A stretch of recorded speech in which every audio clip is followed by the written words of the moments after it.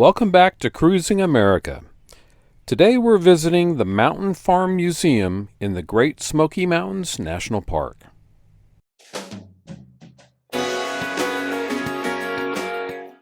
We're Steve and Kathleen. We're cruising America in our 35-foot fifth-wheel RV, chasing 70-degree weather year-round.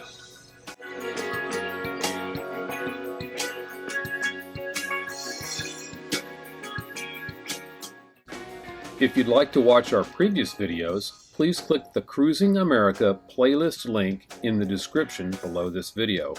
Otherwise, enjoy our current episode starting now.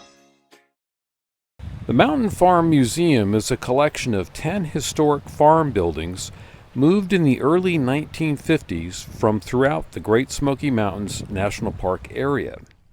They're located next to the Oconaluftee Visitor Center at the south entrance. The buildings form an open-air museum you can visit during daylight hours throughout the year. Buildings include a house, barn, applehouse, springhouse, and smokehouse. In the 1920s, the government purchased the land for Great Smoky Mountains National Park and forcibly relocated more than 1,200 pioneer settlers. The entire process was reminiscent of the Cherokee displacements earlier. Rather than lose the local mountain culture to the past, the Park Service set aside land inside the park where farm homes, barns, meat houses, and other remnants of the farm life could live on. The Mountain Farm Museum was born. As you wander around the grounds, you will see original structures and a few reproductions. The Davis House is an original building. Built by John E. Davis along Indian Creek around 1900 with his own hands, this log home is a great example of the building techniques used in the mountains at the time. The Davis House offers a rare chance to see a log house built from chestnut wood, before the chestnut blight destroyed the American chestnut trees in the Smokies during the 1930s and early 1940s. The meat house, chicken house, apple house, corn crib, gear shed, barn, blacksmith shop, and springhouse are all original structures. The woodshed and beehive are reproductions. the Enlow Barn is the only structure originally located on the site. Even then, it moved about 180 meters from its 1880 original construction site. It features nearly 16,000 hand-split shingles. It was once a hotel for people and animals on their way to the market. Equipment on site used by residents include a sorghum press, a still for extracting molasses, a woodshed, and an ash hopper used to extract lye for soap. Corn cribs house the family's most important crop. Corn fed humans and livestock. Families consumed it both fresh and as cornmeal cooked into dishes such as mush and cornbread. After allowing corn to dry on the stalk, the farmers stored it on the cob. The crib provided protection against weather and large animals.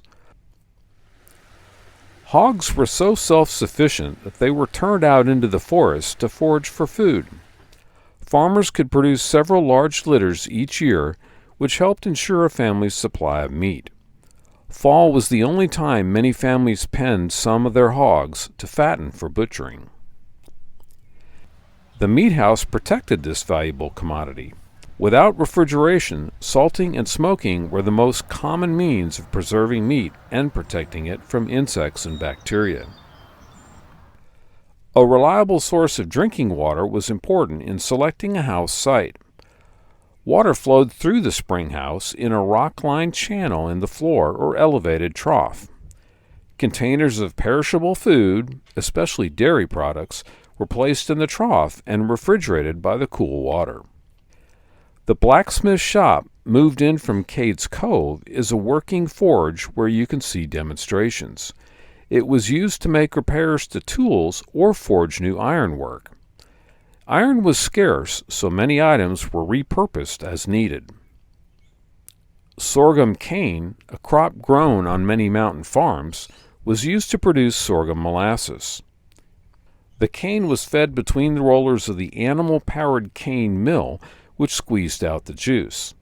It was then boiled over the furnace until it turned into a thick, dark, stringly molasses. 10 gallons of juice yielded about 1 gallon of molasses. Long sweetening, as it was called, was used in dozens of recipes and as a syrup. The partially underground Messer Applehouse offers insight into early insulation techniques. For the Mountain family, apples were a staple, eaten raw and used to make cider, vinegar, applesauce, apple butter, and pies. Storing them was important, as evidenced by this substantial apple house. Summer apples were stored on the upper floor, while hardier winter apples were put in ground floor bins. Before canning came into widespread use, pickling and drying were the primary methods of preserving. Some garden produce, like potatoes, turnips, and cabbage, stored well for winter if protected from freezing. Wild greens, berries, nuts, and a variety of other plants also provided food. The museum thrives with gardens blooming during the spring and summer, while chickens freely roam the area. The Park Service maintains the buildings to uphold historical standards. Entrance to the Mountain Farm Museum is free.